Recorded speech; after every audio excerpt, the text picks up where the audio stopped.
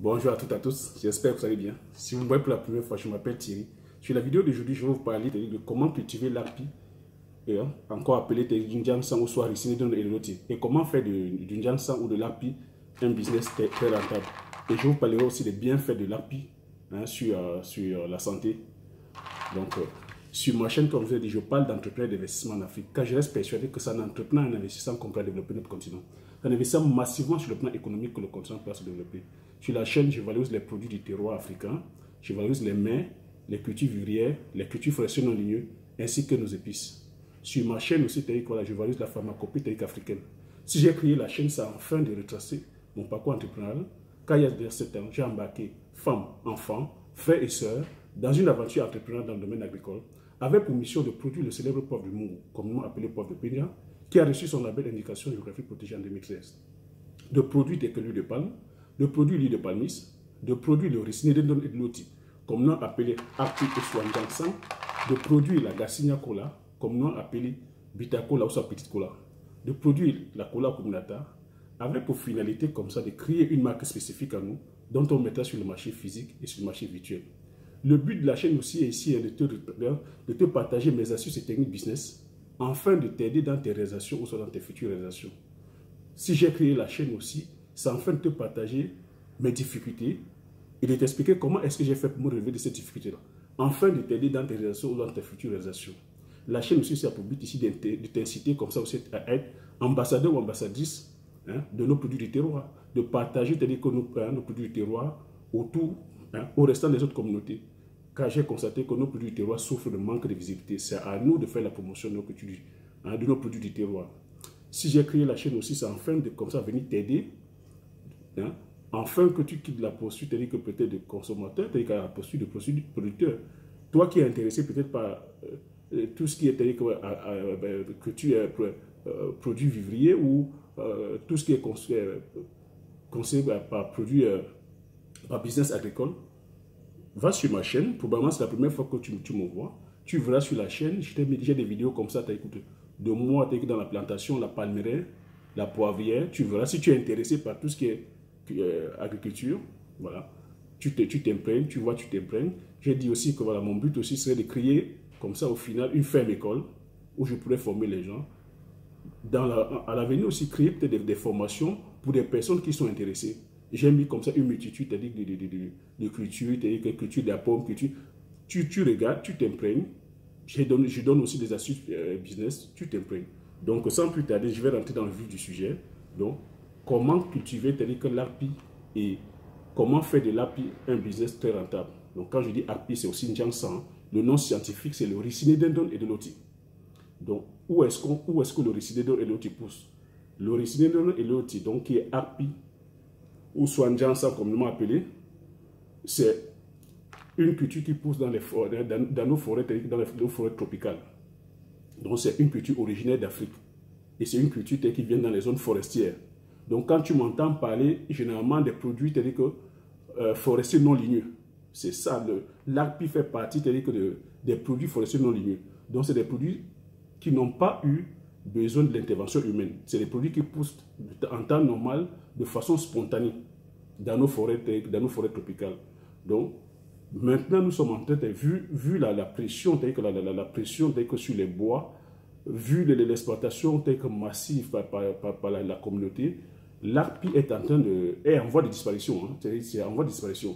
Donc, je vais essayer comme ça de t'étayer comment est-ce que tu vas faire pour cultiver. Et je vais répondre aussi aux questions parce que j'ai eu des questions comme quoi au Cameroun, on interdit la culture du Njansan. Non, on n'interdit pas la culture du Njansan. Le Njansan fait partie des produits forestiers non ligneux qui sont protégés. Donc ça, les produits forestiers non ligneux sont protégés. Le Njansan, tout comme le coq, le héros, dont le nom scientifique est le Nyetum africanum. Les produits forestiers non ligneux au Cameroun sont protégés. Mais si tu veux, rien ne t'empêche de cultiver. Si tu veux domestiquer, tout au contraire, le Cameroun favorise la domestication. Si le Cameroun a mis ses produits en protection, c'est parce que ces produits sont en voie de disparition. Vous voyez, c'est parce que les gens sont en train d'exploiter de façon massive. Et comme c'est des produits, c'est des cultures qui poussent de façon spontanée, tu conviens vraiment qu'on ne fait pas des remplacements. les gens viennent couper et récolter et les fruits, et les écorces, et les racines, et endommagent ces arbres. C'est des arbres qui sont millénaires, centenaires, et on ne fait pas remboursement. Donc aujourd'hui, voilà, l'État promeut plutôt la domestication. Et je pense que c'est plus l'ICRAF, hein, l'État timidement, mais c'est l'ICRAF. Si tu es au Cameroun, l'ICRAF aussi, que dans tous les pays africains, l'ICRAF, c'est une ONG non gouvernementale, hein, qui promeut, qui favorise, qui lutte contre la déforestation, qui est là pour la protection de l'environnement. C'est l'ICRAF qui favorise justement ça, qui fait des campagnes. Parce que moi, si j'ai connu que la culture du Njansan ou de l'Arpi, c'est à travers l'ICRAF. Donc, aujourd'hui, l'ICRAF a formé beaucoup de pépiniéristes comme ça, hein, partout en Afrique, où le Njansan pousse. Le Njansan pousse très bien au Gabon, au Cameroun, en Côte d'Ivoire, hein, même au Nigeria. Le CAF a formé plein de pépiniéristes. Donc, si tu veux avoir la culture de Njansan, tu passes par l'ICRAF ou tu passes par les pépiniéristes agréés. Donc, voilà comment tu obtiens tes plants de Njansan. Donc, avant de cultiver le Njansan, on m'a dit, donc, concernant l'interdiction, je réponds, l'État n'interdit pas, l'État du Cameroun n'interdit pas la culture du Njansan, tout au contraire. Si tu fais ton champ de Njansan, si tu te lances dans l'exploitation, la culture du Njansan, tu fais ta plantation de Njansan, il faudrait plutôt à ce moment aller au ministère de l'Agriculture ou au ministère des Eaux et Forêts, déclarer ta plantation. On va te donner une attestation de paternité des arbres. Tu vois, c'est un peu comme si tu avais donné naissance, tu allais à la mairie déclarer la naissance de ton enfant. Donc, on te donne une attestation comme quoi c'est toi qui as planté tes arbres. En ce moment, tu pourras faire la vente tranquillement. Lorsque tu pourras circuler tes produits, hein, la police des eaux et forêts ne pourront pas t'empêcher. Lors d'un contrôle, tu présentes ton papier d'attestation de paternité.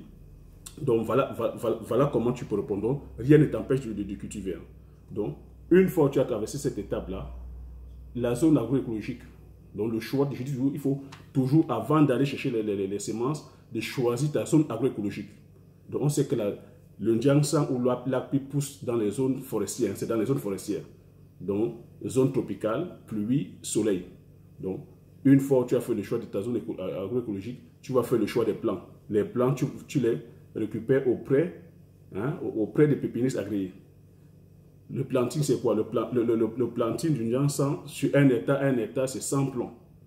Donc, un plant, tu l'achètes et bien choisir les plants greffés. Voilà. C'est là où je vais te dire les plants greffés.